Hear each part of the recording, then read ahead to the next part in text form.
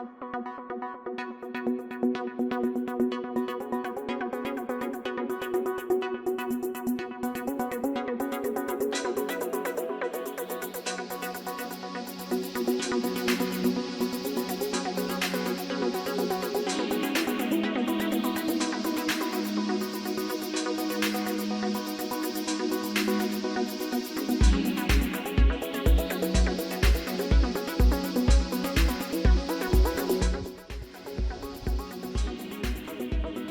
demais, gente! Boa tarde! Como é que você está nessa tarde de hoje?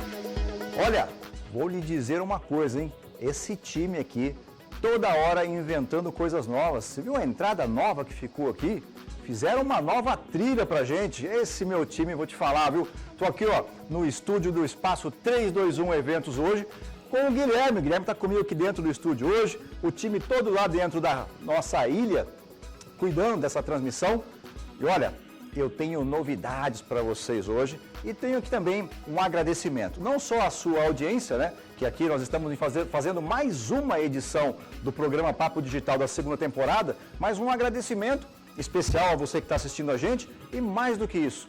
Na semana passada, 2 clientes nossos fizeram questão de abrir o seu programa de treinamento utilizando esse formato que a gente tem aqui do Papo Digital. Então, foi muito legal a experiência de poder ter os clientes falando com todos os seus colaboradores, utilizando essa mesma metodologia. Gente, olha, eu tenho bastante coisa para a gente aqui hoje e algumas novidades também que eu vou te contar se você ficar com a gente aqui até o final da nossa transmissão, tá bom? Olha, você deve ter acompanhado pelas redes e sabe do que é que a gente vai falar hoje, não é mesmo? Então, eu vou dizer para você. Nós vamos falar de algo que é o seguinte, pensa, por exemplo, em um carro onde o piloto, né, que é o responsável por essa modalidade automobilística, acelera esse carro com o freio de mão puxado e ele acelera colocando o motor numa sobrecarga muito grande, ou seja, muito acelerado, com muita potência, queimando o pneu sem sair do lugar. Esse carro, ao fazer isso durante algum tempo, ele consegue simplesmente queimar totalmente a borracha do pneu desse carro, ao ponto dela ficar inutilizável. Olha só, o que será que isso tem a ver com o nosso tema de hoje, que é burnout. Se você pesquisar na internet, você vai encontrar não só essa modalidade automobilística, mas obviamente, gente, com o que nós vamos dizer aqui, que tem a ver com a sua saúde profissional, né, com o seu esgotamento profissional. E a gente vai ter 2 convidadas hoje maravilhosas, onde nós vamos poder aqui tirar informações, tanto do ponto de vista de saúde, quanto do ponto de vista profissional. Então nós temos uma psicóloga e teremos também uma gerente de RH, que eu já vou apresentar para vocês. Deixa eu ver o que mais que eu tenho aqui para falar para você. Ó, tem uma pesquisa que a USP fez, dizendo que mais de 20 milhões de profissionais são acometidos por essa síndrome de burnout, né? Ou essa síndrome de exaustão. Isso, gente, é mais de 30% dos profissionais ativos. Você tem noção da quantidade de pessoas que estão passando por isso nesse momento? Será que tem alguém próximo de você? Será que você? Vamos descobrir hoje quais são as causas, né? Podemos perguntar, de repente, para a doutora, se o celular... Eu tenho uma série como é que eu vou dizer? De desconfianças em relação ao celular, de que ele pode, sim, fazer mal para a gente, mas vamos perguntar se a sobrecarga disso pode realmente afetar a gente. Olha, até para eu poder aproveitar o nosso tempo com as nossas convidadas, eu quero apresentar para vocês aqui a Juliana Gibelo. Ju, posso te chamar de Ju, né? Seja bem-vinda.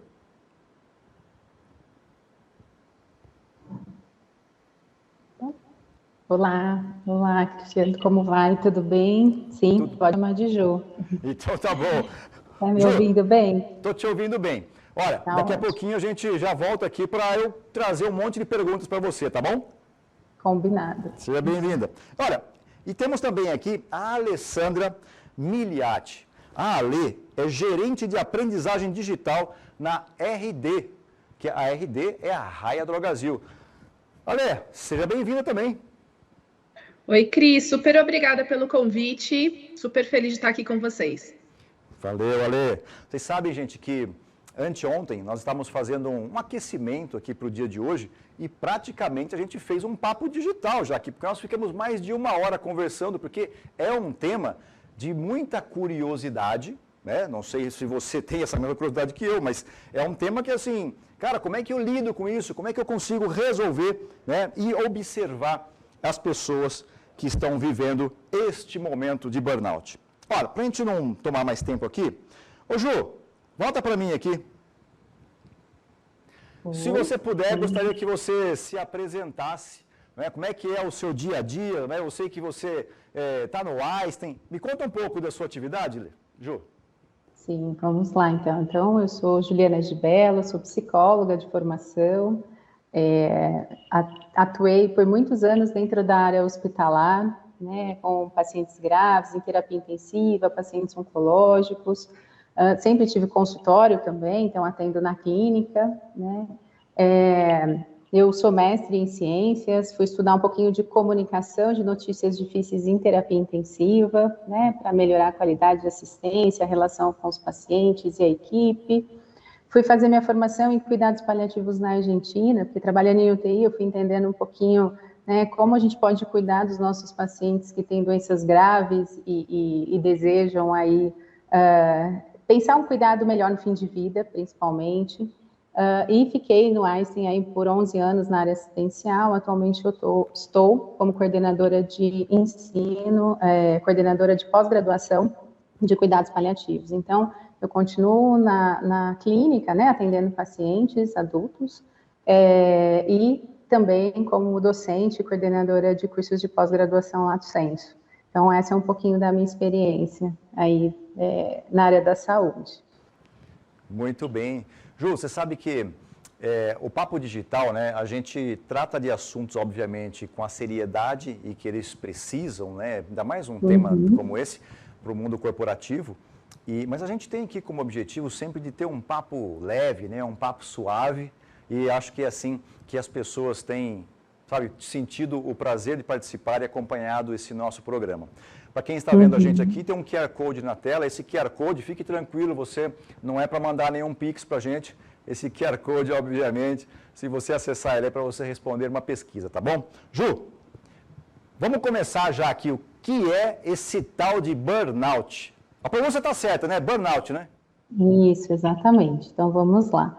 Então, esse é um termo, né, um conceito aí que foi definido lá na década de 70, né, por um psiquiatra e depois aprofundado um pouco mais por uma psicóloga, né, que é a Cristina Malache, que ela definiu, né, ela foi estudar e pensar a questão da relação dos profissionais de saúde, né, na forma do trabalho, de como eles estavam, quais os impactos do trabalho nas relações pessoais, nas relações também profissionais, as suas entregas, né? Então, no primeiro momento foi definido como aquela resposta prolongada a todos esses estressores que são interpessoais, né, e crônicos no trabalho. E, num primeiro momento, isso foi estudado por muito tempo por outros cientistas, estudiosos, né, da área de saúde mental, saúde ocupacional, dividindo, né, em 3 dimensões, que é a exaustão emocional, a despersonalização e a redução, né, na realização pessoal relacionada ao trabalho. Esse foi um dos conceitos mais difundidos e estudados, né? Algumas vezes, alguns estudiosos tentavam usar cada dimensão de uma forma separada, com o tempo, alguns diziam que um era consequência do outro, mas, de alguma maneira, lá, né, a partir da década de 70, a relação com o trabalho e as medidas para proteger os funcionários, os colaboradores, elas começam a acontecer principalmente, né, relacionadas à arquitetura, estrutura, recursos, ergonomia, enfim, entre outras situações, melhorando as condições de trabalho, com a ideia de que se você diminui o sofrimento, você aumenta a produtividade. Só que com o tempo, de alguma maneira, né, a gente sabe o quanto que no mundo capitalista, neoliberalismo, enfim, né, o fato de você aumentar a quantidade de trabalho e não sofrer no trabalho, não poder demonstrar isso de alguma forma, sintomas de ordem psicossomática começam a acontecer. né? Então, essa definição, em 2019, né, a Organização Mundial de Saúde, ela define aí, insere, né, o burnout dentro da Classificação Internacional das Doenças, que é o ICD-10, e agora, em janeiro de 2022, a gente tem, isso entra em vigor de fato, né, como os problemas do burnout sempre associados à relação com o emprego, né? Com o emprego ou desemprego, mas sempre relacionado às questões ocupacionais, né? Entendendo que é o estresse crônico que se prolonga, né? Relacionado ao ambiente laboral e que não foi manejado da melhor maneira e com êxito. Da primeira definição, né?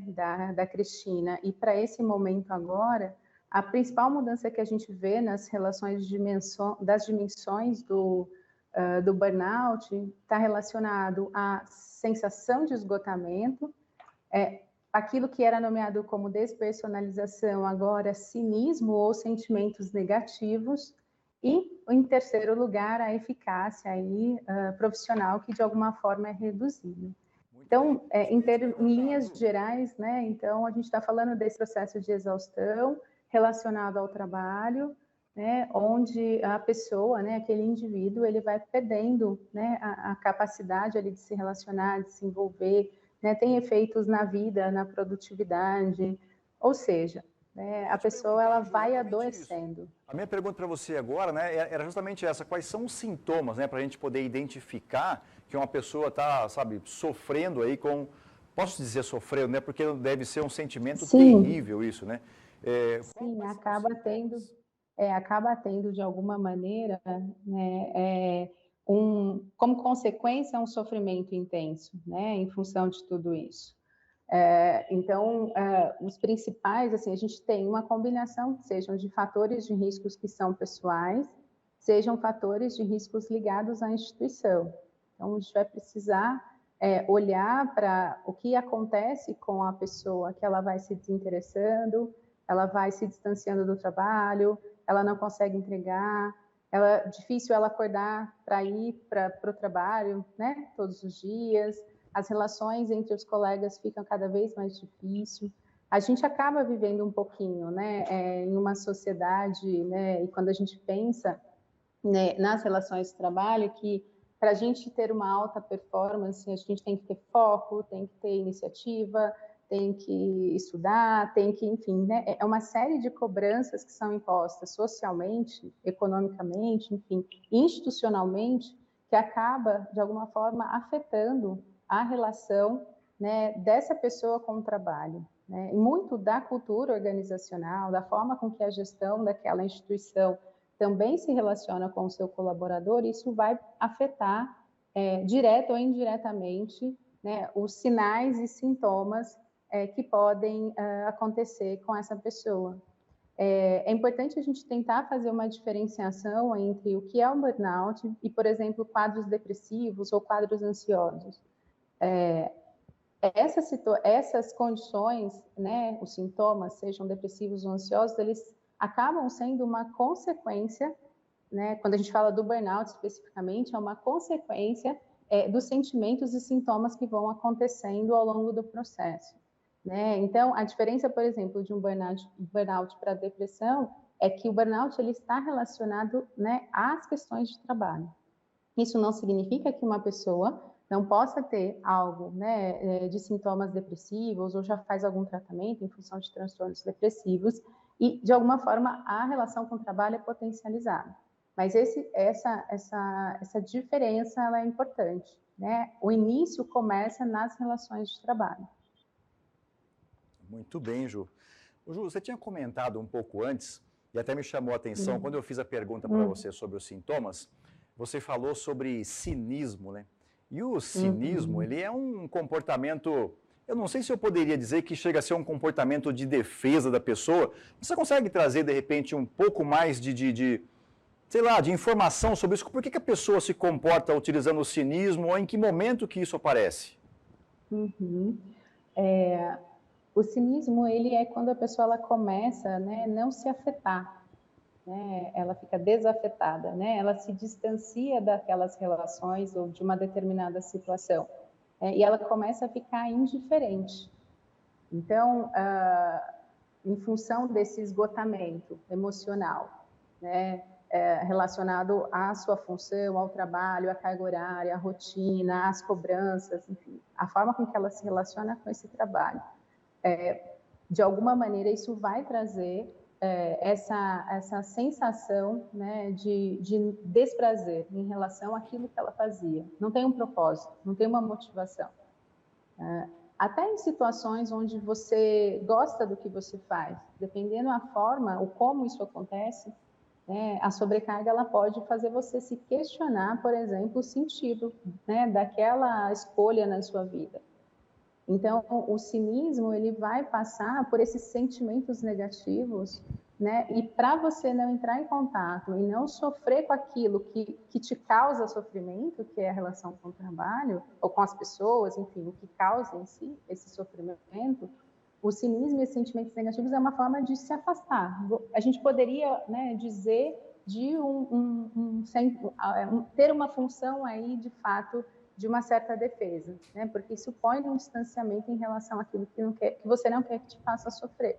Só que isso tem consequências nas relações, né? Nas relações com o seu chefe, nas relações com os seus pares, porque vai passando a sensação, de fato, de que você está indiferente, que você não se importa, que você não se preocupa. E isso, no mundo corporativo, não é bem visto, né? Estar numa relação que o outro tem um cinismo é péssimo. Sim. O que é importante é a gente entender se a pessoa ela é algo dela, né, de um posicionamento dela na vida, enfim, e se repete na relação de trabalho, ou se essa forma de se relacionar é uma consequência daquilo que está fazendo mal. Então, entender de onde vem, né, é o que vai fazer diferença a forma de tratar também.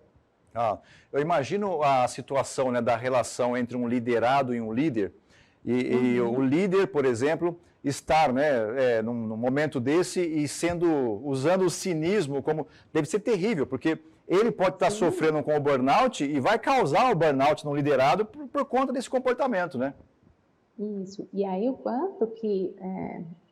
a Lei vai falar um pouquinho daqui a pouco, né, do lugar de gestora dela também, mas o quanto que é importante, né, as instituições, as organizações, elas estarem atentas como estão as condições de trabalho, né, e aí as condições de trabalho não é só o fluxograma e tarefas e funções e hora de entrar, hora de sair, isso tudo é importante, mas como que estão as relações no trabalho, entre as pessoas, né? E aí não é só entre os pares, né? Mas numa lógica institucional mesmo, né? Como que a alta gestão olha para a sua equipe, né? Olha para os líderes, por exemplo, intermediários e assim por diante, né? Se a gente pensar numa lógica hierárquica.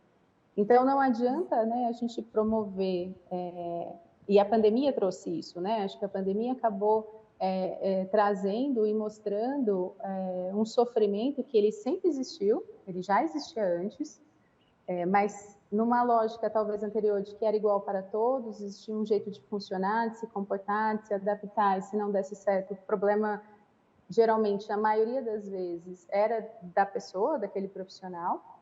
Não estou dizendo que não tem problemas individuais, óbvio que sim, mas isso era uma forma mais fácil de lidar com a situação e de terceirizar essa responsabilidade do cuidado. Então, se eu dou um benefício, né, bom da minha empresa para o meu funcionário, ele vai procurar um psicólogo, um psiquiatra, enfim, procura o médico do trabalho, né? Então, era uma coisa que era endereçada ao outro.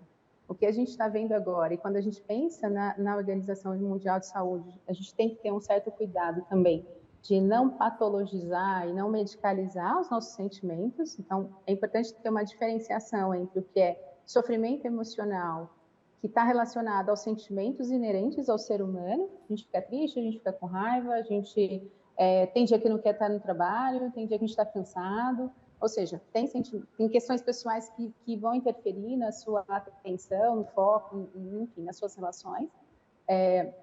Mas isso não significa que, de alguma maneira, tudo que a gente demonstrar como um sentimento que possa ter para o outro uma conotação negativa, isso ser transformado em doença. Então, acho que esse é um cuidado de se ter.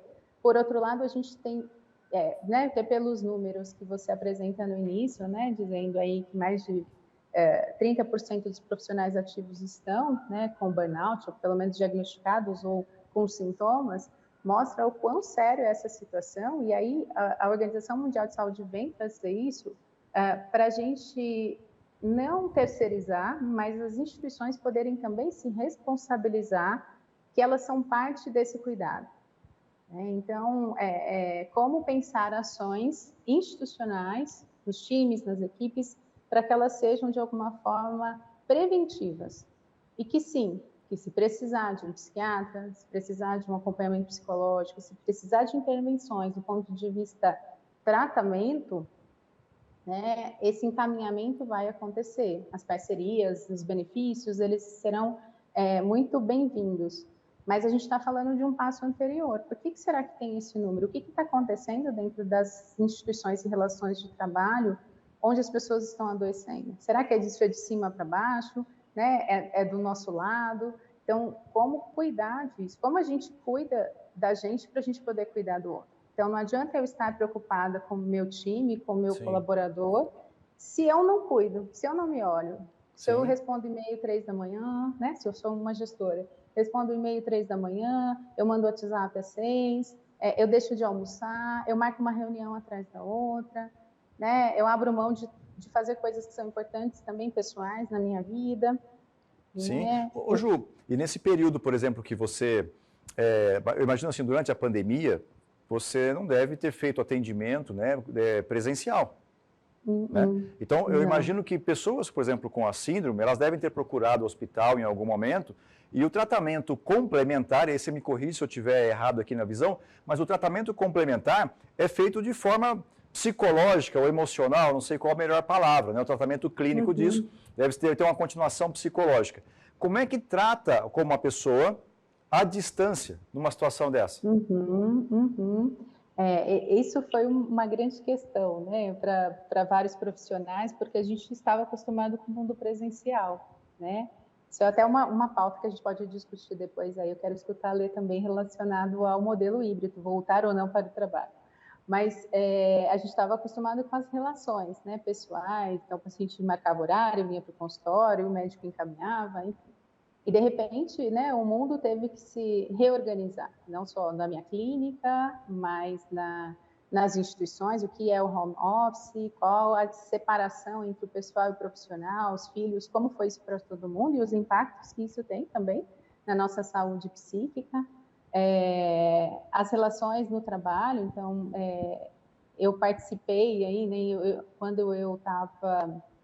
em 2020, né, quando começou a pandemia, eu trabalhava na UTI ainda, do Einstein, então eu fiquei 1 ano numa UTI Covid, então eu participei de todo esse processo, né, do distanciamento, dos meus colegas médicos não poderem voltar para casa, né, todo mundo em grande sofrimento, o preconceito, né, ao mesmo tempo que todo mundo era aplaudido, né, fora, a gente via na televisão, né, existia um super preconceito de um profissional de saúde que morava num prédio, por exemplo, ou seja, teve um sofrimento imenso.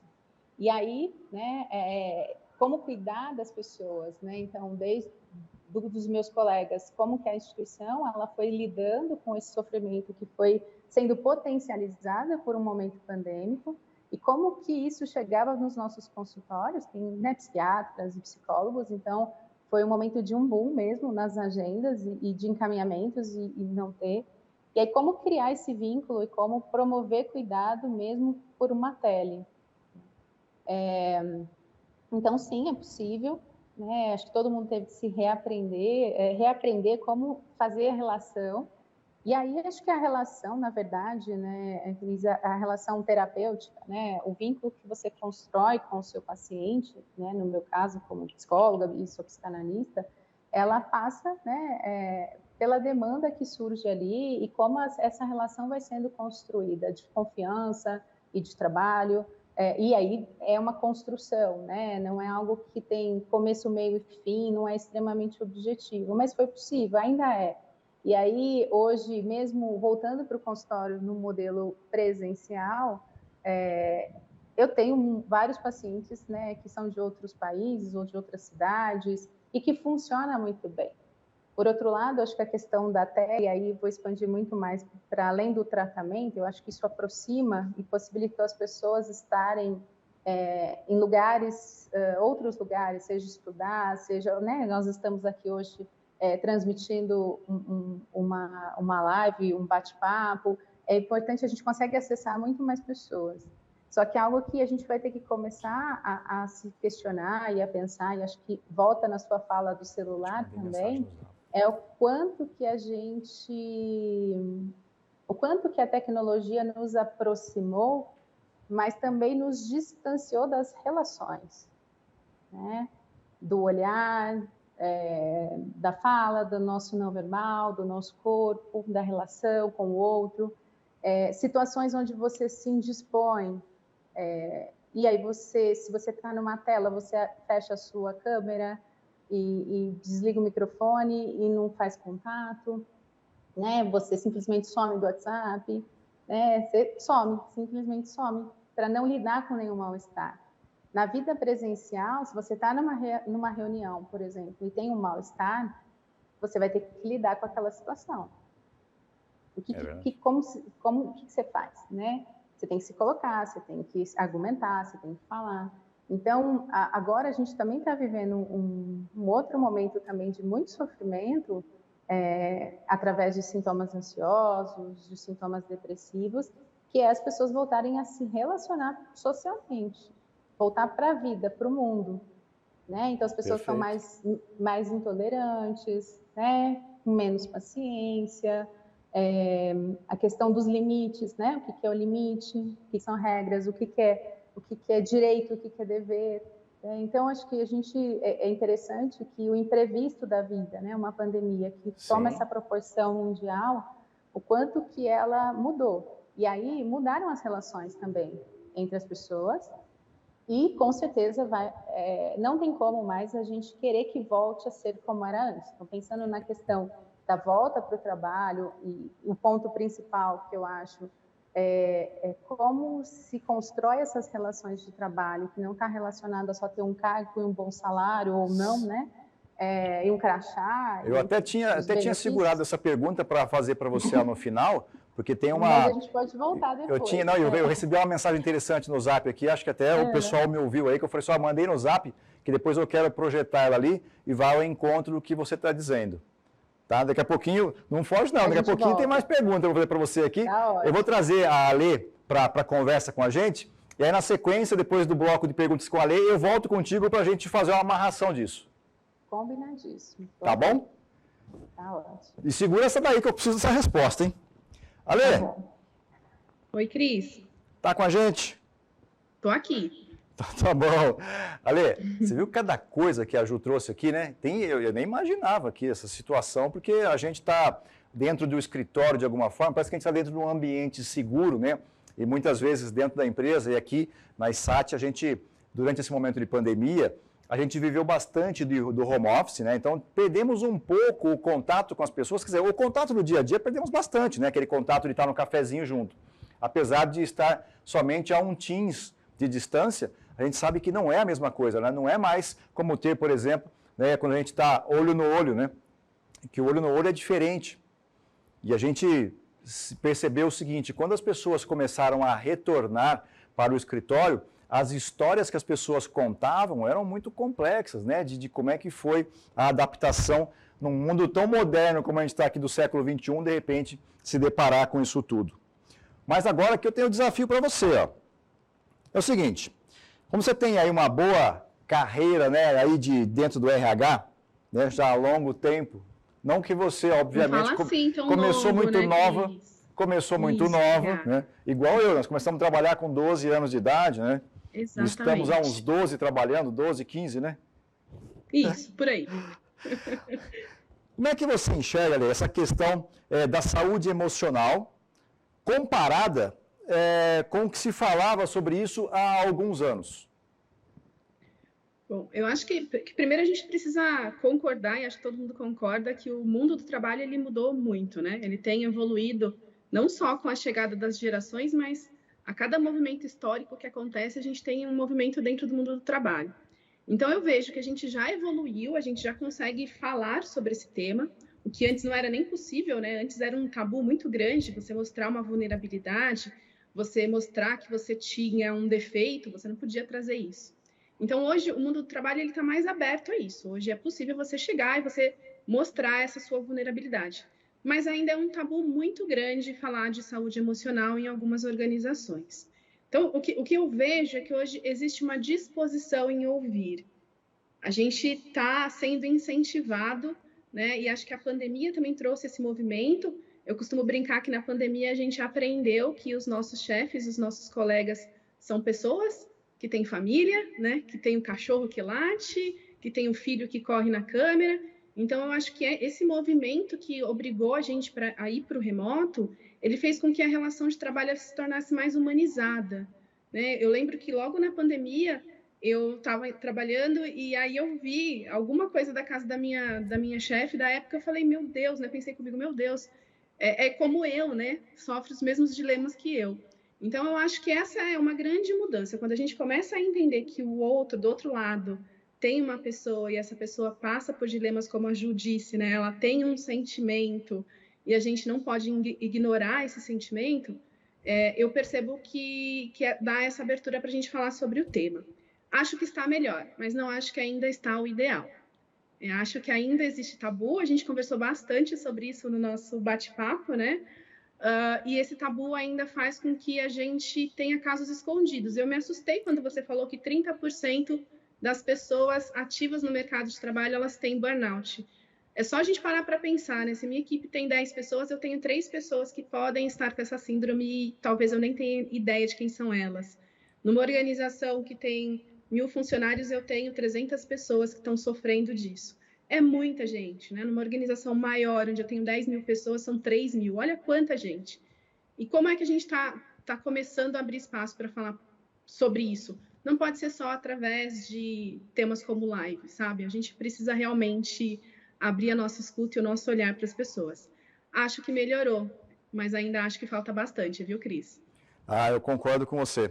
E olha que depois a gente até pergunta isso para a Ju também, né? Porque como é que a gente consegue, de repente, perceber, né, que um colega está sentindo alguma coisa que possa levar ao burnout ou levar a uma depressão, né? Porque a gente está ali no dia a dia convivendo com a pessoa e eu confesso a você que achava, inclusive, Ale, que o problema do burnout pudesse, inclusive, ser algum impacto doméstico. E pelo que a Ju comentou, não, né? Ela é uma síndrome realmente ligada a trabalho, né? Que é sobrecarga, né? É uma sobrecarga de trabalho. E como é que você vê, por exemplo, hoje, o papel do RH, sabe, nesse contexto? Como é que o RH pode olhar para isso tudo e cuidar disso? Boa. Eu vou começar a falar sobre o que não é o papel da RH. Você sabe que eu sou um pouco, né, contra as regras, né? Tá certo, então, é isso aí. O que não é o papel da RH é assumir sozinho essa responsabilidade. Para mim, esse é o principal ponto, né? Eu acho que tem uma divisão que a gente precisa fazer de papéis numa situação como essa que a gente está falando agora. Então, ter na sua empresa 300 pessoas possivelmente doentes não pode ser só ali uma função do RH detectar quem são essas pessoas, encaminhar para tratamento ou fazer alguma coisa.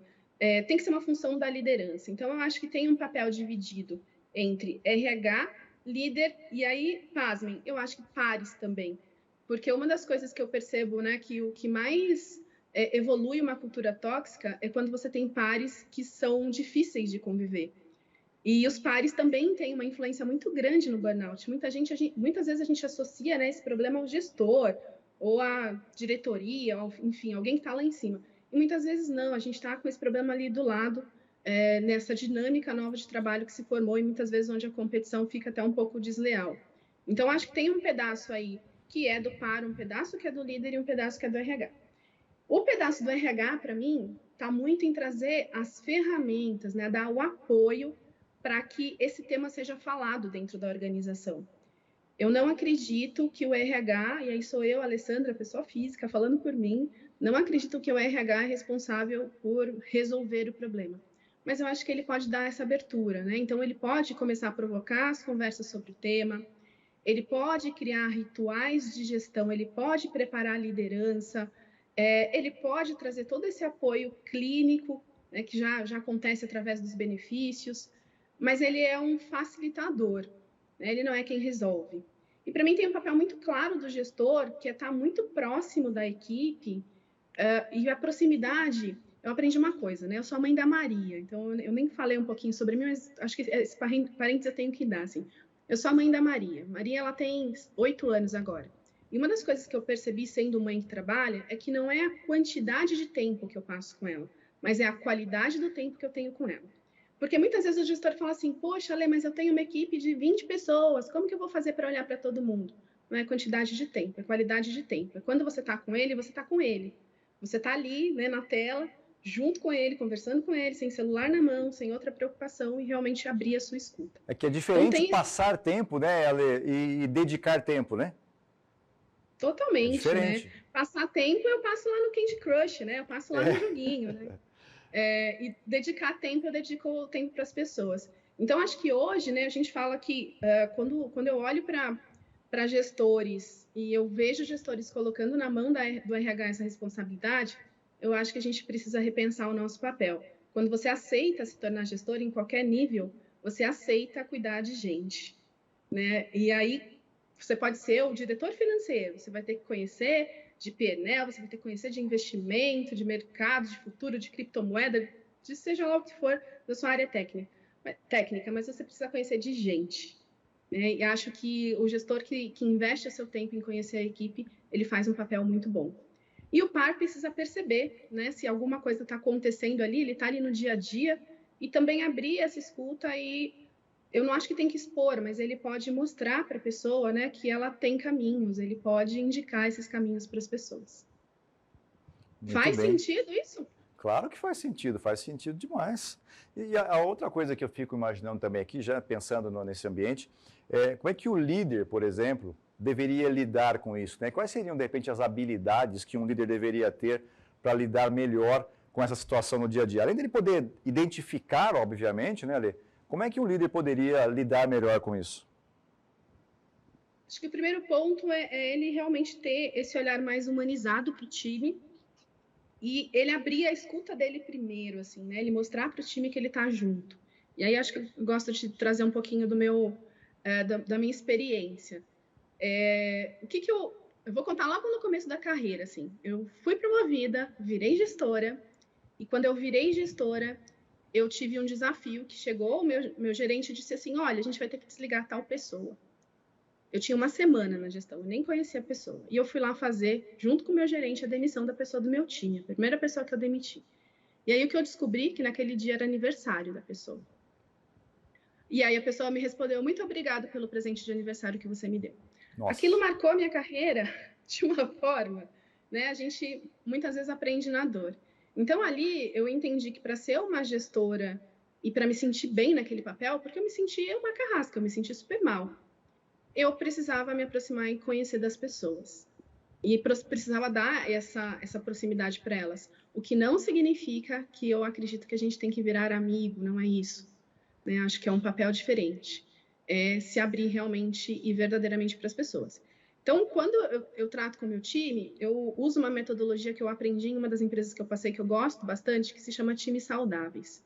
E a gente faz uma reunião onde a gente determina quais são os nossos KPIs pessoais de sucesso. E eu coloco nos meus KPIs sempre o que eu realmente adquiri como um hábito, que é fazer terapia. E eu falo para o meu time, meu KPI é terapia 3 vezes por semana. A gente ainda tem um tabu, e a Ju tá aqui, ela realmente vai concordar comigo, das pessoas falarem que quem faz terapia é isso ou aquilo. Quando eu abro essa possibilidade para as pessoas, elas já enxergam que elas, opa, é legal, eu posso fazer isso também. Então, acho que o gestor, ele precisa se preocupar com o tema, e entender que aquele tema não é só do colaborador, mas é dele também. Eu acho que é a partir desse caminho que ele consegue ajudar a equipe dele, quando ele se coloca ao lado, sabe? Perfeito, perfeito. E aí, você que está assistindo a gente aqui, né, na grande audiência que está com a gente aqui, você ouviu o que a Lê falou? Precisa ter um indicador de autocuidado, né? E ela está comentando aqui sobre fazer terapia. Muitas pessoas, Ale, têm um certo preconceito, né, quando a gente fala de terapia. A Ju até comentou um pouco sobre isso, porque quando você não está se sentindo bem, precisa buscar ajuda, gente. Precisa. Antigamente falava-se, né, Ale, que o psiquiatra, o psicólogo era médico de louco. Pode até ser que ele ainda seja, mas ele é muito mais do que isso, né? Hoje em dia, a saúde mental e emocional, ela passa pelo tratamento, né, desses profissionais e não dá para fugir. Eu acho que a ciência está cada dia que passa e a medicina está cada dia que passa mais avançada, com mais conhecimento, que pode contribuir muito para esses momentos, né? Concordo com você. E acho que tem uma questão também super importante de que no mundo de antigamente, né, do trabalho, tinha uma coisa assim, não que é muito antigo, né, Cris? Que a gente tá jovem ainda. Mas tinha uma coisa que eu lembro que eu ouvia que era assim, você chegou na empresa, deixe os seus problemas do lado de fora. Eu sempre imaginava na minha cabeça, será que tem uma árvore, né, que a gente chega e pendura, e quando a gente sai, a gente pega esse problema e leva ele de volta? Hoje não existe mais essa máxima, né? Então, hoje a gente entende que somos seres integrais. E como seres integrais, precisamos cuidar do nosso lado pessoal do mesmo jeito como a gente cuida do nosso lado profissional. Está muito fundido hoje em dia, né? E essa aceleração aí dos tempos e a pandemia, eu acho que ela prova para a gente. Não dá para a gente separar as duas coisas. Então, se eu estou me cuidando através de uma terapia, através de um autoconhecimento, ou de qualquer coisa que eu faça, e que eu acredite que isso é um resultado bom para mim, eu estou impactando no meu lado profissional também. Né? E vice-versa. O que eu aprendo no meu lado profissional, eu trago para o meu pessoal. É verdade. E aí tem um outro desafio, Ale, que é o seguinte, né? A gente sabe que existem de diversos tipos de profissionais. Diversos tipos, né? Existem pessoas muito éticas e outras pessoas talvez nem tanto. E aí, como é que é hoje a abertura para a empresa poder, de repente, será que a pessoa realmente está passando por algum problema? Será que ela não está, de repente... Porque o negócio de vocês, né, tem varejo. A gente sabe que o varejo, a quantidade... Apesar de que, assim, eu sou um frequentador assíduo da Droga Raia aqui perto de casa. E são profissionais, sabe, muito bem treinados, né, são profissionais muito bem capacitados. Mas eu imagino que no meio deles... Quantos colaboradores tem hoje? Mais de 50 mil pessoas. Então, mas no meio de 50 mil pessoas, não é possível, né, que não tenha um ou outro ali que dá uma escapada, de repente, sabe, buscar um atestado, buscar alguma coisa para que possa ter um certo benefício. Como é que consegue identificar isso? Dá para fazer isso? Puxa, eu acho que, vou voltar naquela coisa, né, o acompanhamento próximo dá para você separar, né, as pessoas e entender um pouquinho mais das pessoas. Eu não trabalho hoje na área ligada à saúde, mas a gente tem uma área que está ali muito focada em detectar, em ajudar, em apoiar. Então, a gente é uma empresa de saúde e nada melhor do que cuidar da saúde dos seus colaboradores também. Então, tem esse foco muito grande. Mas eu acho que, de novo, é uma identificação muito do gestor, né, dele que consegue entender. E eu acho que ele consegue entender de uma forma talvez até um pouco simples, que tem a ver muito com as entregas dessa pessoa, né? Hoje em dia a gente fala muito sobre engajamento, a gente fala muito sobre pertencimento, mas para mim tem uma coisa que sobrepõe a tudo isso, engajamento e pertencimento. É o quanto eu, de fato, agrego dentro da função que eu tenho para os objetivos da empresa. É o quanto eu, de fato, estou entregando. E acho que por ali você consegue separar um pouquinho. Mas é uma coisa que acontece em qualquer segmento, né, Cris? Não tem como a gente separar. Perfeito. E acho que hoje é até um problema, e acho que a Ju depois pode contar isso pra gente, quando a gente parte do princípio de que as pessoas vão fazer algo errado.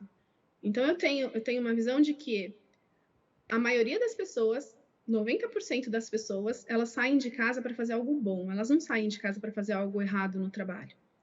Né? Talvez a minoria saia de casa para fazer algo errado no trabalho.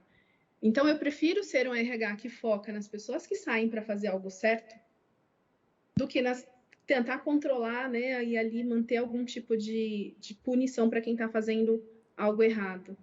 Então, acho que hoje a gente também está mudando um pouquinho essa visão dentro do mundo de RH. Né? Como que a gente pode ajudar quem quer ser ajudado? Como a gente pode ajudar quem quer trabalhar e quem quer entregar?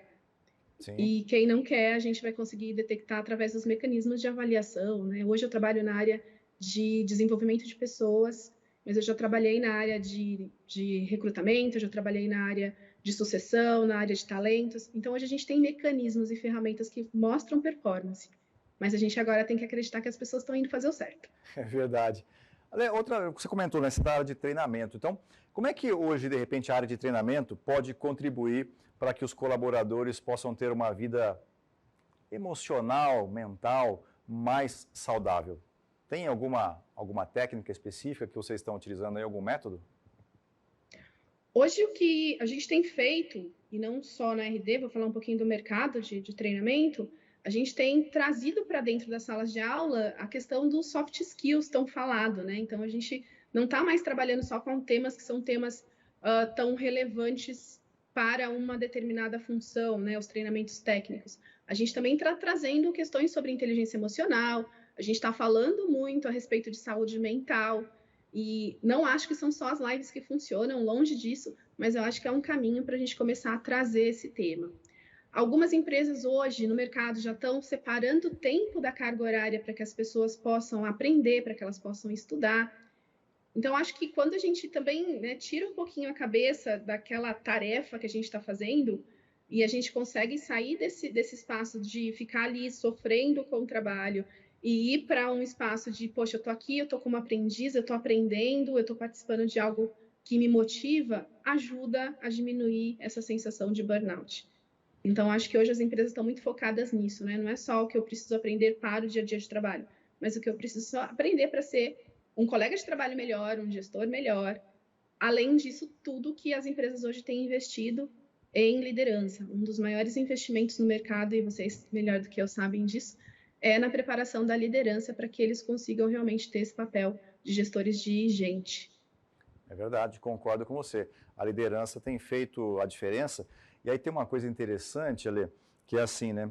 O quanto que, de repente, a liderança, e aí eu trago, inclusive, a liderança para o próprio RH, né? O quanto essas pessoas também não estavam precisando de ajuda, ao mesmo tempo em que precisava ajudar. Né? Poxa, com 50 mil pessoas, você deve ter uma quantidade imensa de líderes, e deve ter vivido muito isso, né? Líderes precisando de apoio, precisando de ajuda e ainda assim estando disponíveis para contribuir com outras pessoas, não é? Sim, e por isso que a história, a Ju já falou um pouquinho disso, né? De primeiro se cuidar, né?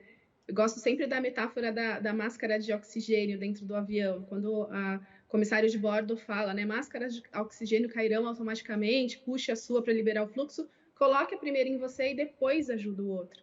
Então, esse colocar a máscara de oxigênio é o que eu acho que o RH está se propondo a fazer muito para os gestores.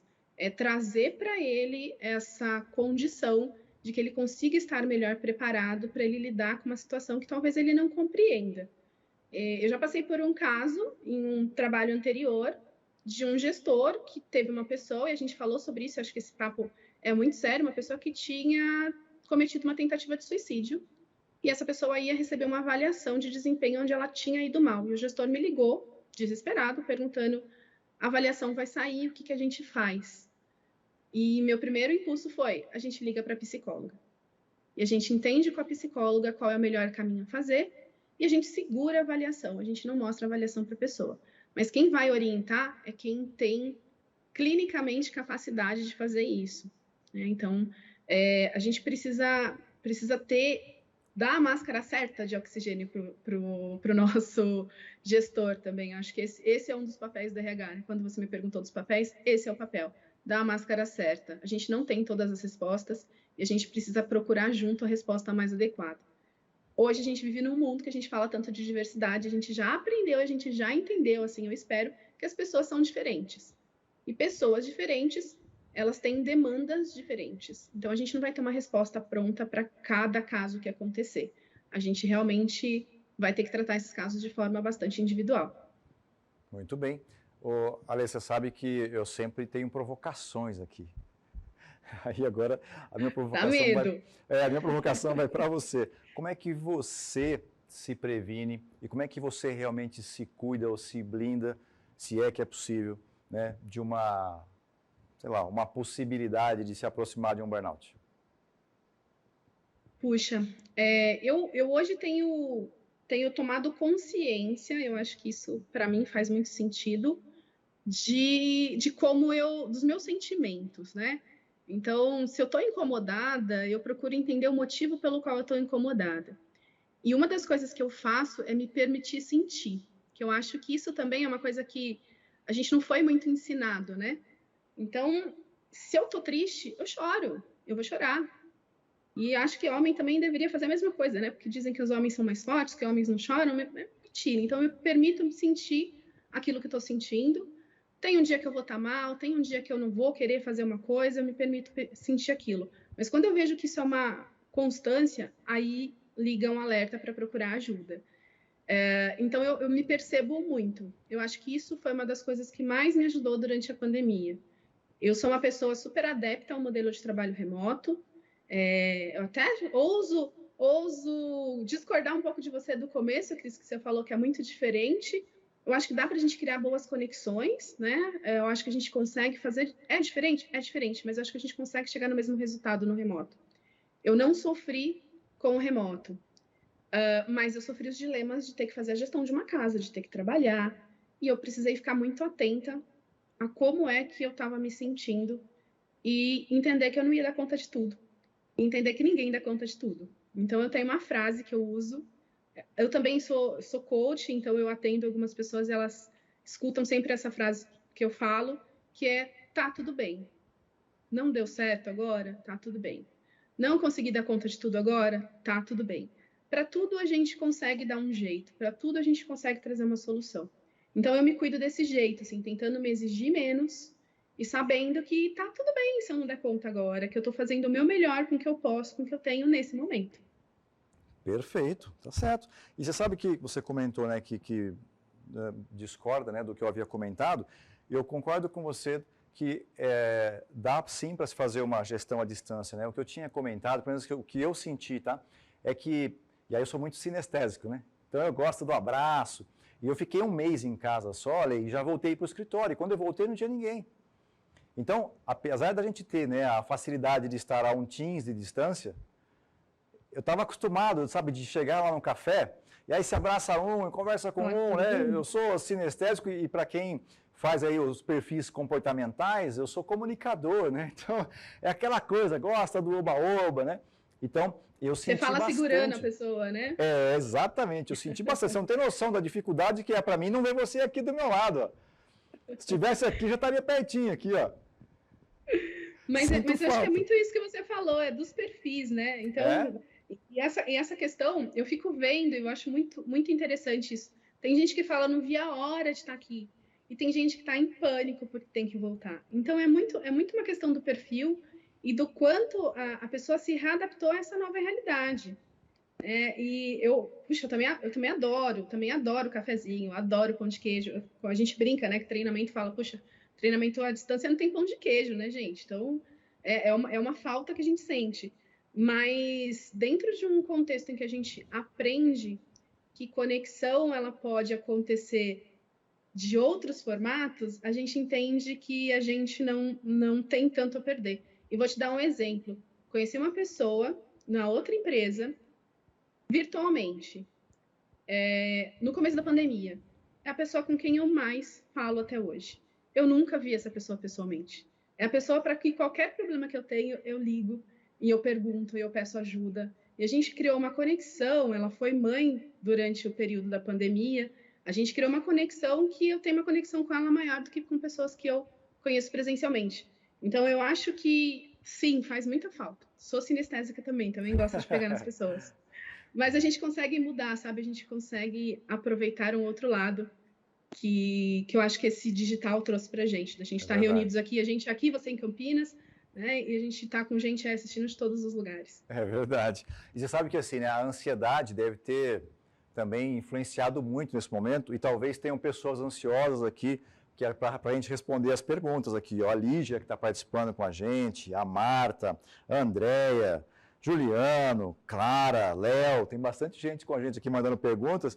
E, gente, já a gente vai responder para vocês, fiquem tranquilos. Estou só terminando esse segundo bloco de perguntas, junto com a Alê, e aí na sequência a gente retoma aqui para responder as perguntas. E continue mandando a pergunta aqui, viu? Tem bastante pergunta aqui, pode continuar mandando. Muito bem. Deixa eu me ver aqui. Eu queria trazer para você também, Ale, o seguinte. Com 50 mil colaboradores, você consegue ter hoje um percentual deste grupo, de repente, que precisou de afastamento? Você tem essa informação hoje? Não tenho por conta de não trabalhar com esses dados, né? Não trabalhar junto dessa área. Mas o que eu tenho de conhecimento, né? Fomos linha de frente. Então, durante a pandemia, foi o time que estava lá, né? Que estava atendendo e que estava cuidando das pessoas. E acho que a Ju, que também estava com o time de linha de frente, também pode ter percebido esse mesmo movimento, né? Durante ali o momento em que a pandemia estava no seu auge, as pessoas estavam ali no calor da emoção com o carro rodando. E talvez a gente teve pouco, não como RD, mas como linhas de frente de uma forma geral, poucos afastamentos. Acho que a grande questão agora para todas as empresas é olhar para esse novo momento, que o carro está começando a desacelerar e a bagagem está vindo, sabe? Então, acho que a partir de agora que a gente tem que ter um olhar mais profundo aí para como ficam os casos daqui para frente. Perfeito. Vamos trazer a Ju para a nossa conversa? Vamos lá. Ô Ju, vou fazer uma pergunta aqui. Já que eu fiz uma provocação para ler, eu vou fazer uma para você, né? Vamos lá. Uma psicóloga precisa de psicóloga? Sempre é fundamental.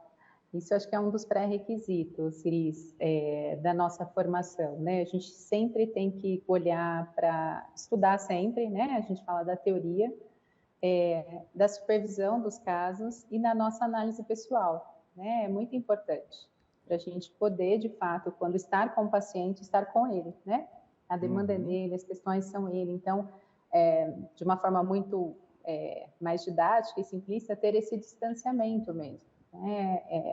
Não é aconselhamento, né? Eu não vou dizer para ele o que ele tem ou não que fazer, mas é uma construção a partir dos referenciais e da vida e das questões que são daquela pessoa. Né? Então, é uma construção da verdade dela e das questões que fazem ela sofrer para sair, né? Dessas situações de sofrimento, né? De questões da subjetividade dela. Então, sim, né, acho que os profissionais, né, os psicólogos, psicanalistas, enfim, independente do referencial teórico de cada profissional, eles precisam também se cuidar. Também precisa cuidar das suas questões psíquicas, né, para poder, de fato, estar com o outro. Perfeito. Ô, Ju, outra pergunta que eu tenho para você aqui, né? O burnout, porventura, escolhe mais homens ou mulheres, ou não tem isso? É igual? Como é que é isso? Acho que não tem, assim, né, acho que ali falou, homens também podem chorar, né, eu acho que o sofrimento, ele está para todos, ele pode ser uma consequência na vida de qualquer pessoa. O que a gente observa, tem vários estudos que vão mostrando que as mulheres acabam sendo mais diagnosticadas ou buscam mais tratamento. Quando a gente pensa no burnout, né, até pelo próprio conceito, hoje, né, ampliou-se para as relações de trabalho, mas sempre está muito ligado às relações de trabalho, aquelas profissões muito relacionadas ao cuidado, à assistência, à prestação de serviços, à segurança, à educação. Então, a gente observa isso na área da saúde, a gente observa em locais de, por exemplo, prestação de serviço, professores, segurança, né, policiais.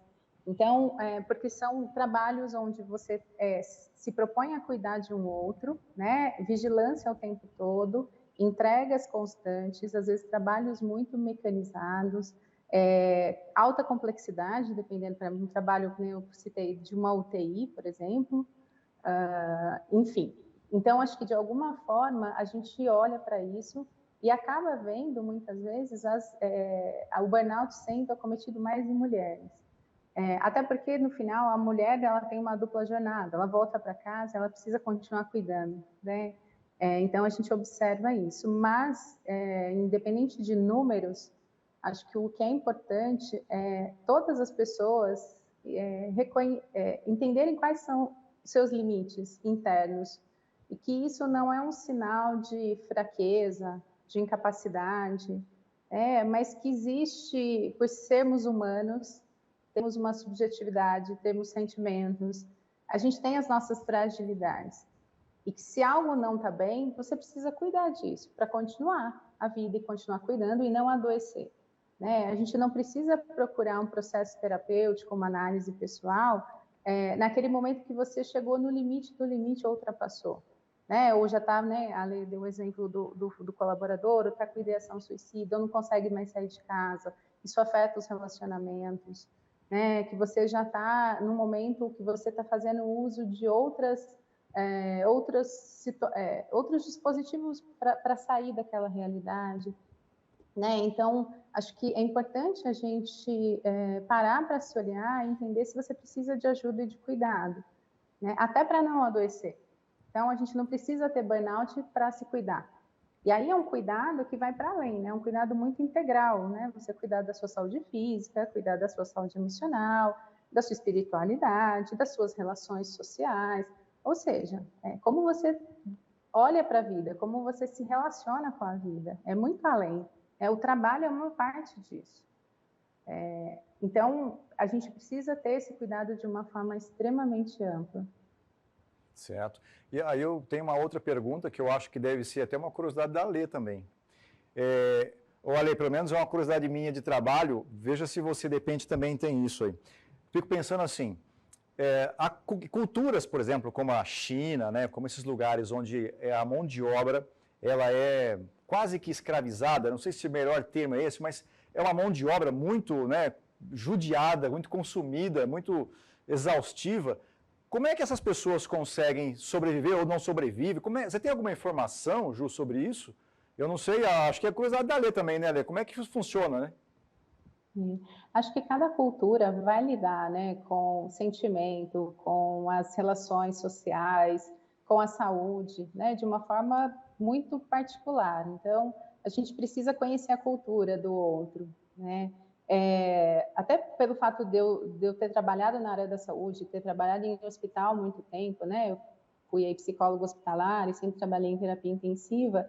Com a pandemia, a gente foi estudar um pouco e olhar para como os profissionais, né? O quanto eles estavam adoecendo ou não, né? Ali na linha de frente. E, por exemplo, na China, né? Onde tudo começa, de alguma forma, a gente observou, né, os estudos mostram, né, o quanto que os médicos, eles apresentaram burnout, então cerca de 80% dos profissionais com burnout, muitos deles, aqueles, né, na linha de frente, muitos relacionados a uma carga de trabalhos, né, de mais de 40 horas semanais, e muitos jovens, entre 30 e 40 anos. Então, acontece, né? Eu acho que o sofrimento está para todos. De fato, a cultura, religião, então esses aspectos eles precisam ser considerados em cada sociedade. E se você, por exemplo, trabalha numa instituição que é uma multinacional, onde você tem profissionais de culturas diferentes, realidades e crenças diferentes, né? Isso tem que ser levado em consideração. O fato da gente estar no Brasil, a gente mora num país onde tem muita cultura e muita crença diferente. Então, como cada pessoa lida com isso também. Então, esse é um fator que a gente precisa levar em consideração na forma de olhar, escutar o outro e cuidar das pessoas também. Né? Qual é a biografia de cada um? Isso precisa ser levado em consideração. Sim, perfeito. Isso eu acho que tem tudo a ver, né, Ale, com a parte de treinamento, né?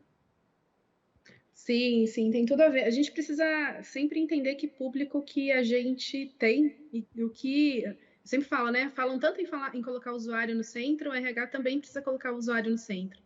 O RH também precisa saber como que é a sua população, entender melhor essa população para poder trazer a melhor solução para essas pessoas, né? E eu estava ouvindo a Ju falando aqui, Cris, e eu trabalhei muitos anos na cultura japonesa, em uma empresa japonesa. E no Japão existe uma doença que se chama karoshi, que é uma doença onde as pessoas morrem de tanto trabalhar. Então, é uma cultura de trabalho onde, se você não não se dedica ao máximo, né? Se você não faz o máximo, você não é uma boa pessoa. Então, tem uma questão cultural importante e acho que essa cultura nossa, assim, né, do latino, vamos dizer assim, que é uma cultura mais próxima e mais aberta, talvez facilite o diagnóstico. Estou jogando aqui, estou imaginando isso pelo que eu vivi. E talvez seja mais difícil em culturas que são mais fechadas, embora os números sejam estratosféricos, né? Eu acho que é muito mais difícil ter essa visão que a gente tem hoje. As pessoas estão falando desse tema, né, aqui no Brasil. Mas no Japão, eu não sei hoje como tá, mas eu sei que no Japão é comum as pessoas terem essa doença, as pessoas morrerem trabalhando. Existem relatos de pessoa que ficou lá trabalhando e no outro dia outra pessoa chegou e achou a pessoa, ela tinha falecido. Então, é uma cultura diferente de trabalho. É. E você sabe que ainda, Lê, no tema do que nós trouxemos hoje, né, a gente fala como é que a humanização da liderança pode melhorar, né, esse ambiente. Então, às vezes, em algumas empresas ou em algumas situações ser um ambiente tão tóxico, né? Como é que uma liderança humanizada pode melhorar isso? Para diminuir, e olha só, né, é um problema, porque se você pratica uma liderança humanizada e isso der resultado, a Ju vai ficar sem cliente. Pois é. Eu vou sempre ter cliente, fica tranquilo. A gente manda para lá. A gente manda para lá. Eu acho que o primeiro ponto é a gente entender que ter uma liderança humanizada não significa algo fofo, né? Eu gosto de ligar isso assim, não é uma cultura da fofura, não significa que você não vai cobrar resultados, não significa que você não vai trazer metas, não tem a ver com, não é isso, né? Não é uma cultura da amizade. Eu acho que o primeiro ponto é a gente separar. Quando a gente fala em liderança humanizada, a gente fala com um líder que olha para a pessoa e que entende a pessoa como um indivíduo que tem suas particularidades, as suas subjetividades e que é diferente do outro indivíduo da mesma equipe. Então, acho que a gente precisa entender isso. E eu vejo hoje que quando a gente fala em liderança humanizada, e vem muito isso, né? O RH traz muitos temas que muitas vezes, de forma geral, eles são vistos como coisas muito fofas, né? Acho que essa é a melhor palavra para colocar, né?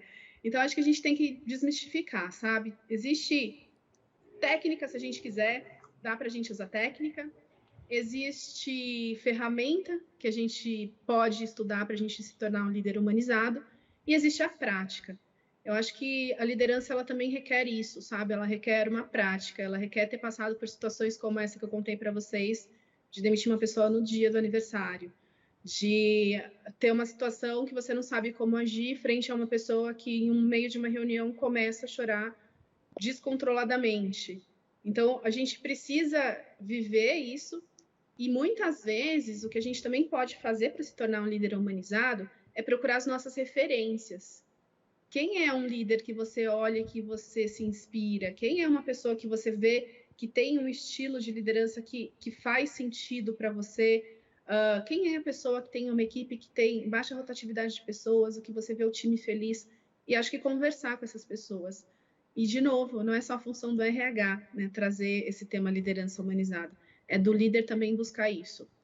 E acho que para quando você está em uma organização que a alta liderança acredita nisso, é mais fácil. Então, também tem isso. Hoje a gente vê as culturas das empresas e cada cultura tem o seu jeito de ser, né? Cultura de uma empresa, talvez é um tema que parece muito, né? Muito etéreo, mas nada mais é do que o jeito de ser e de fazer. É uma explicação simplista para falar sobre cultura. É o jeito que as pessoas fazem, é o jeito que elas são. Então, se você está numa cultura de empresa que ela privilegia ser um olhar mais humanizado, um olhar de cuidado, é mais fácil você se transformar em um líder humanizado. Se você está em uma cultura e que ela estimula a competição, que ela estimula outros valores, é mais difícil. Talvez você seja visto como uma pessoa muito diferente naquele contexto. Então, o que eu acho? A gente precisa equilibrar. A gente precisa estar num lugar que está pronto para ter líderes humanizados, se a gente quer ser um líder humanizado. Perfeito. Olha, vou começar a trazer as perguntas aqui, tá? Dos nossos participantes aqui, ó. Essa pergunta aqui, Ju, tem a ver com aquele assunto que você estava dizendo naquela hora que eu segurei aqui para o final. Será que uma pessoa que passa pelo burnout se transforma em outra pessoa? Ou mais, será que consegue ser a mesma pessoa depois? Desafio, né? Vai depender, acho que muito dos impactos e da marca que esse sofrimento causa em cada um, né? Por isso que a gente precisa tomar um certo cuidado, né? Eu estava aqui pensando, né, enquanto a Ale falava, quando, né, vocês também falaram da questão dos sinais, de como que os colegas percebem, o quanto que muitas vezes, né, a partir de uma exaustão, de um distanciamento do nosso trabalho, daquilo que satisfazia o nosso trabalho, a pessoa vai se distanciando e se afastando de alguma forma, né?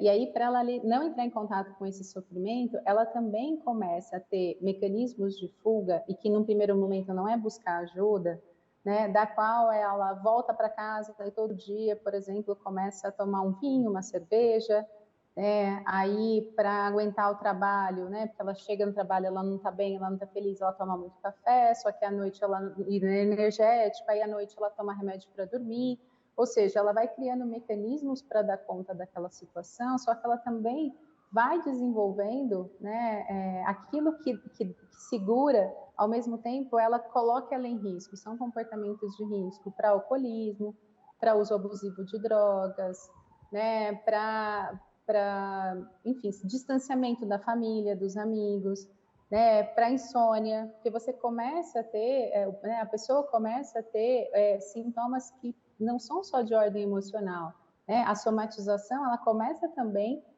causar sintomas físicos, insônia, né, vontade de não se relacionar mais com as pessoas, né, então a relação sexual, por exemplo, num casamento, ela começa a ficar cada vez mais distante. Então, esse desinvestimento na vida e que começa também a ter outros investimentos pode também potencializar e fazer essa pessoa adoecer. Então, ela não tem mais só uma questão com o trabalho, agora ela já está num funcionamento de alcoolismo, por exemplo, de uso abusivo, dependência de drogas, de cigarro, e assim vai. Então, o quanto que esses comportamentos de risco a gente precisa estar atento, né? Porque a gente também vive numa sociedade onde, por exemplo, o álcool é algo que liga, né, o social, é o happy hour, é o evento, é o drink, mas será que né, alguém que é seu par ali, né? A Lei falou a questão dos pares, que é seu par, que você vê que todo dia sai do trabalho e vai para um barzinho, todo dia toma uma taça de vinho. Será que isso não está entrando numa função de ansiolítico, por exemplo? E óbvio, né, voltando à pergunta, eu quis falar disso porque, Mas foi de bom você alguma entrar nesse maneira, tema, né, porque foi a pergunta né, que veio na sequência, né, que a Marta Ruiz colocou aí, que quais são os sinais nítidos, né, nítidos para perceber isso. Então, você entrou no tema exatamente da pergunta. E quando essas situações vão acontecendo, né, isso vai ter interferência, vai influenciar não só, né, na relação com o trabalho, na produtividade, nas entregas, no engajamento, no propósito, enfim, tudo isso de uma forma objetiva, mas também na relação pessoal, né, naquilo que tem a ver com aquela pessoa. Porque para ela conseguir dar conta de estar ali, né, se ela não for pedir demissão ou não for demitida, em algum momento, se ninguém perceber isso, qual que é o mecanismo que porque ela começa a deixar de ter prazer na vida. Só que, e de uma maneira muito solitária, né? Por isso que as pessoas, elas deprimem, muitas vezes, porque ela fica numa posição solitária. E aí, quando a empresa fala, nossa, você está muito, né, você está extremamente ansioso, vamos pensar que isso é percebido. Uma semaninha de férias, um dia de folga não resolve. Você descansa, mas você não trata do problema, né? Então, nessas situações, qual que é o prazer da pessoa, já que ela está desinvestindo de ter prazer? Nada, né? O trabalho não está bom, a vida não está boa. Você vai para casa e aí, como você não quer mais ter contato com nada, você fica na rede social, você fica lá no joguinho, você assiste TV. Essa tela em branco, para não pensar, não sentir, ela tem uma função temporária, mas psiquicamente isso não resolve com o tempo. Então, sim, vai precisar buscar ajuda e tratamento. Em situações mais graves e mais sérias, vai precisar, né, de psicoterapia, vai precisar muitas vezes de medicação, porque começam a aparecer outros sintomas. Um sinal importante de percepção de que algo não vai bem é quando, por exemplo, a pessoa começa a faltar muitas vezes porque ela está doente, né? Doente fisicamente, né? Infecções, atestado, enfim, tem algo, enxaqueca, sintomas que podem ser de causa psicogênica. E aí, se você é próximo, como a Lê falou, da sua equipe, das pessoas, você vai ver que algo não está bem. E o que não está bem, você vai ter que sentar, escutar, entender o que é. Até para poder saber como encaminhar, como cuidar, o que é da sua responsabilidade enquanto gestor, o que eu preciso de ajuda de um profissional de saúde, né, um psiquiatra, um psicólogo, e aí quem que é o profissional de saúde dentro da sua instituição para fazer esse encaminhamento. E o fato de você encaminhar não significa que está resolvido, né? Porque você precisa fazer um acompanhamento, até porque se você quer essa pessoa no seu time, como continuar cuidando para mantê-la ali. Então, é algo muito mais amplo, né? É algo muito mais complexo. E como fazer isso, né? Hoje, que a gente vive uma sociedade extremamente ansiosa, tudo é para ontem, né? A uberização da vida. Você dá estrelinha, você chama, eu quero, não quero. As redes Né? sociais, né? As redes As sociais, redes né? sociais, a comparação injusta, né, Ju? Comparação injusta das redes sociais, né? As pessoas se comparam com, nós comentamos naquele dia, né? Isso. Não faz uma comparação, que acho que não deveria nem de fazer, mas a comparação de uma pessoa que vive numa situação semelhante, né? Quer comparar com o Neymar, quer comparar com a vida da Gisele Bündchen, né? Uhum. Que é a busca de um ideal, né? E aí o ideal é o ponto do impossível. Só que isso vai produzindo, né, uma sociedade extremamente ansiosa, né? Extremamente à frente do próprio tempo. E aí do próprio tempo, seja subjetivo, seja relacional. E aí isso contagia também. Então, se a gente está falando de uma instituição, de uma organização, imagina se você, falando a questão da cultura, como a gente estava falando, você tem uma cultura das pessoas ansiosas, tem que seja proativo, né, evite conflitos, né, a rotina de antecipar a demanda, tome iniciativa, ou seja, isso é algo que está ali em todo mundo. Se a pessoa não entra nessa rotina, imagina. E aí entra numa coisa assim, se a pessoa não está ansiosa, né, é como se ela não estivesse preocupada com o que está acontecendo. Né? E se ela não está no ritmo de todo mundo, né, pode ser que ela está devendo alguma coisa. Então, isso vai gerando uma cobrança e uma autocobrança também, é onde as pessoas, de alguma forma, começam a ficar naquela posição de disponibilidade, eu sou insubstituível, eu fico além do meu tempo, meu celular fica ligado o tempo todo, né? E começa essa autocobrança a fazer juízo sobre si. Né? E se a gente já vem num movimento onde existe perda de prazer em outras coisas da vida e algo ali no trabalho também não funciona, você começa a se questionar sobre a vida. É onde vem os sintomas depressivos. É onde vem, por exemplo, as situações onde você pensa, por que eu estou vivo? Para que minha vida faz sentido? Então, já estou pensando num momento muito extremo. Então, assim, como sobreviver a essas situações onde você acaba dissociando psiquicamente entre a objetividade e a cobrança do que a instituição te impõe, aquela cultura, né? E o seu afeto, o seu humor, né? A sua memória, a sua maneira de lidar com a vida. É quase um liga e desliga. Voltando à questão do mundo virtual, né? E é igual acontece lá no Instagram, né? Nas redes. É isso, você vai descrevendo a vida, passa, um liga e desliga, eu saio de uma reunião e entra outra. É quase se isso, você não sente, é uma coisa robotizada. Então, acho que é importante a gente voltar, e é isso, não é mais como antes.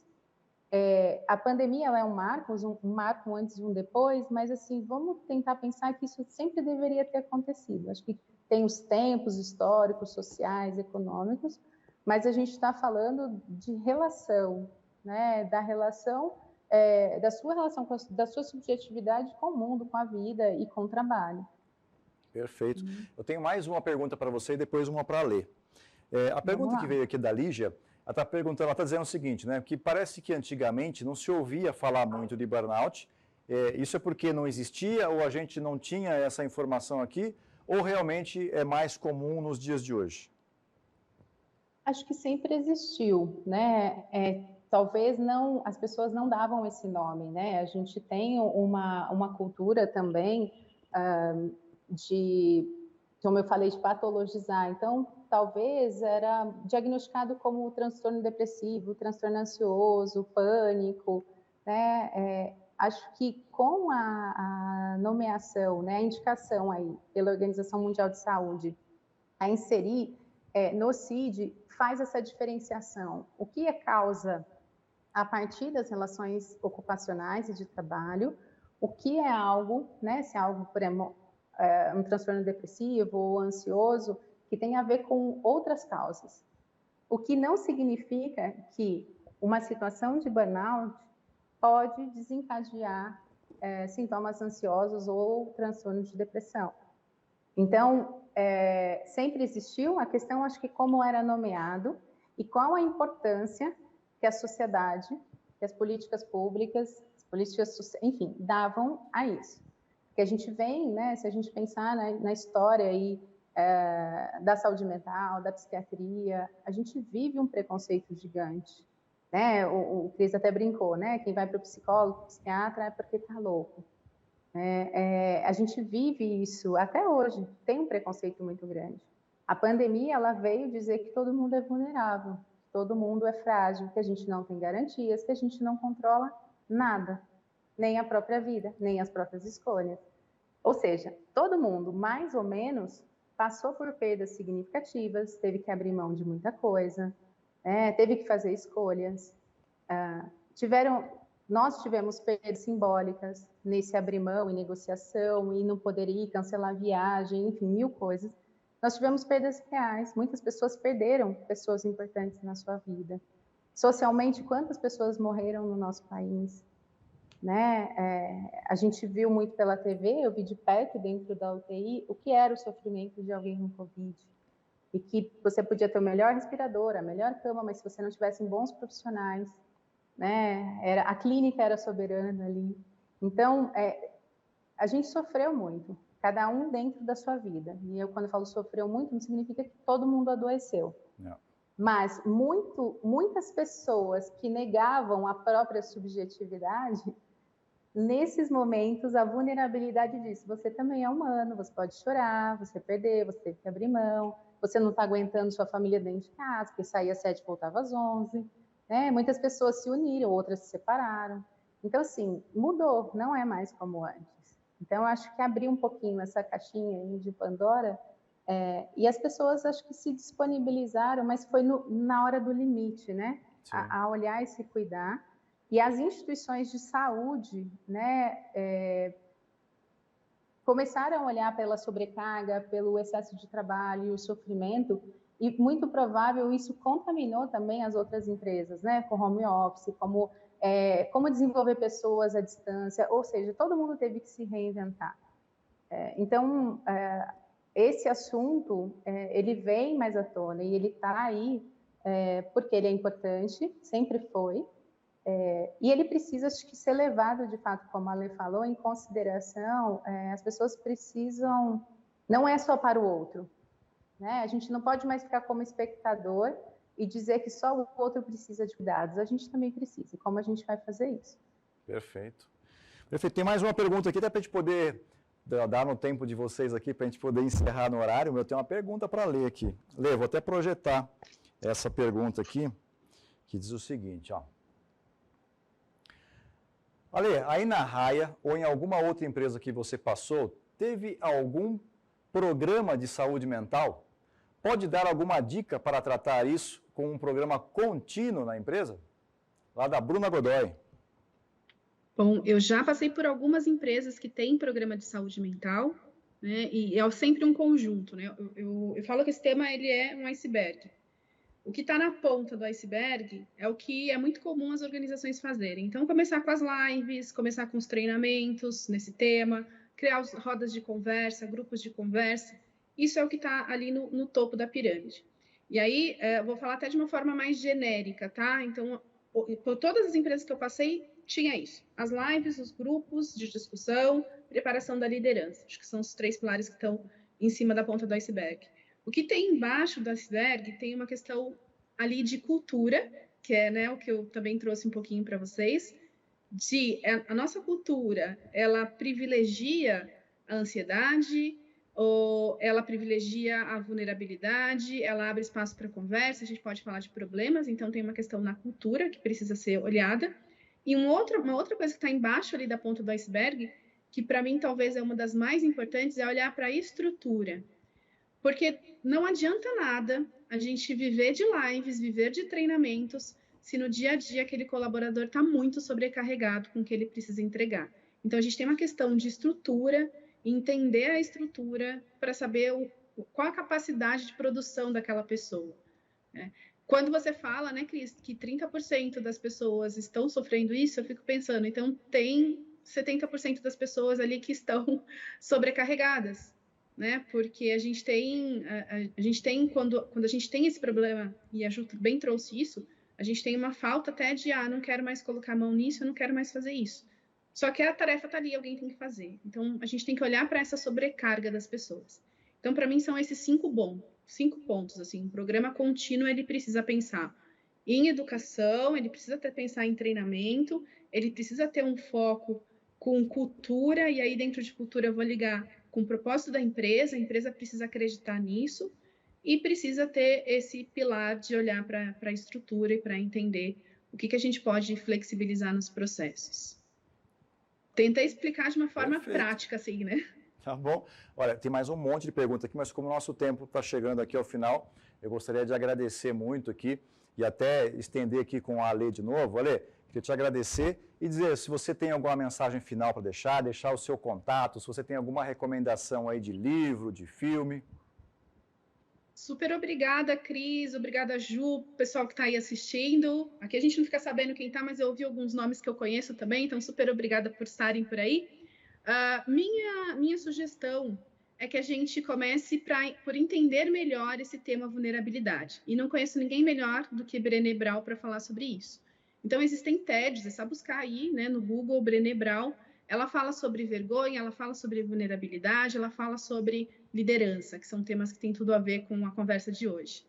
E eu recomendo um dos livros dela, que eu realmente é um dos que eu mais gosto para quem é líder, que se chama Coragem para Liderar. Porque liderar é um processo de escolha, eu sempre falo isso. O líder escolhe ser líder, porque senão ele é seu chefe. Então, liderar é um processo de escolha, e aí tem o livro dela para vocês conhecerem. E acho que a gente falou muito também sobre tá com esse radar ligado, né, para ter esse pensamento mais devagar. Então, eu também recomendo um livro que se chama Rápido Devagar, que ele fala dessas duas formas de pensar, o mundo vivendo no automático e o mundo quando a gente para, entende a situação e toma um outro caminho. Perfeito. Obrigado, Ale.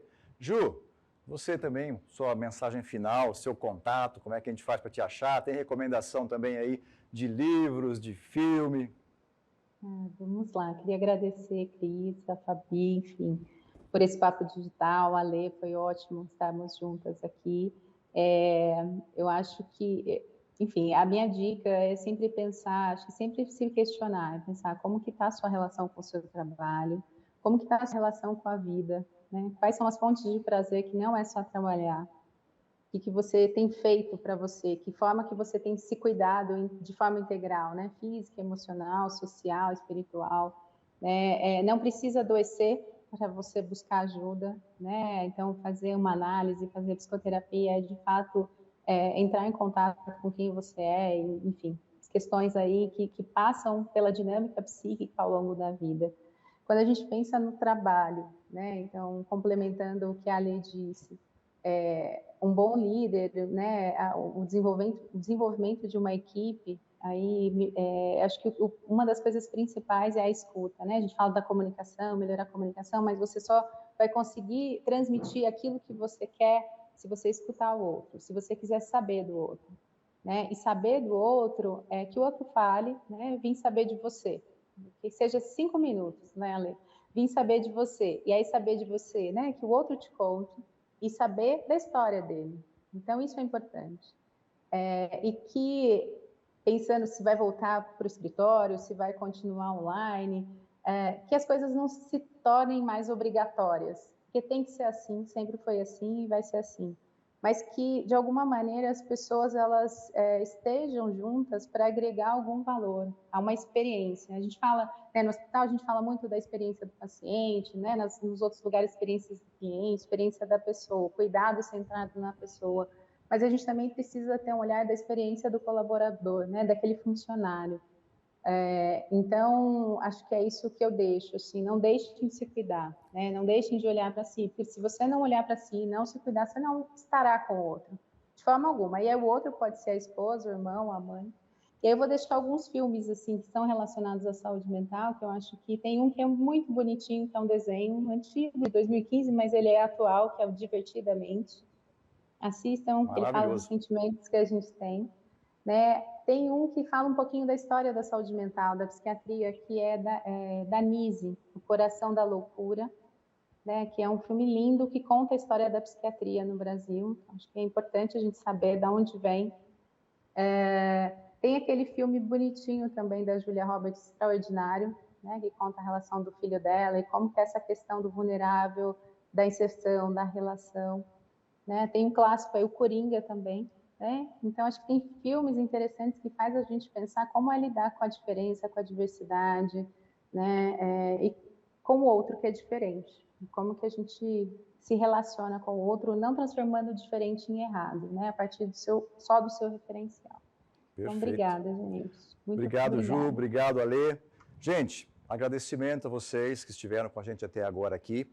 Dia 12 de maio tem uma nova edição do programa Papo Digital. Vamos falar sobre o Mundo Bunny e em junho, anota aí, temos uma surpresa boa para você, fica no radar na nossa rede.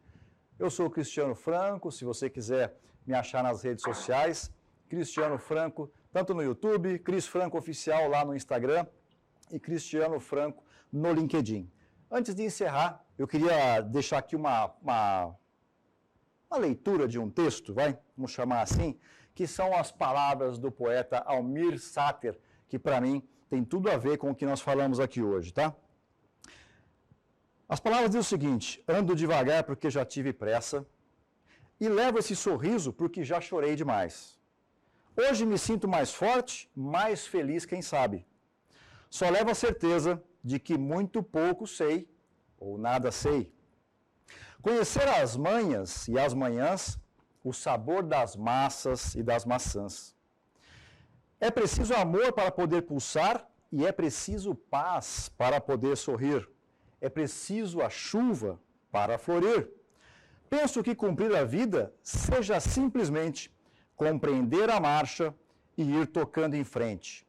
Como um velho boiadeiro levando a boiada, eu vou tocando os dias, pela longa estrada eu vou e estrada eu sou. Com essas palavras, eu me despeço de vocês e digo o seguinte: viva uma vida saudável, física, emocional, socialmente, e não apenas, isso não é apenas uma opção, deve ser a sua missão e a sua ambição. Tá bom? Beijo, gente. Até o próximo mês e sejam felizes já. Tchau!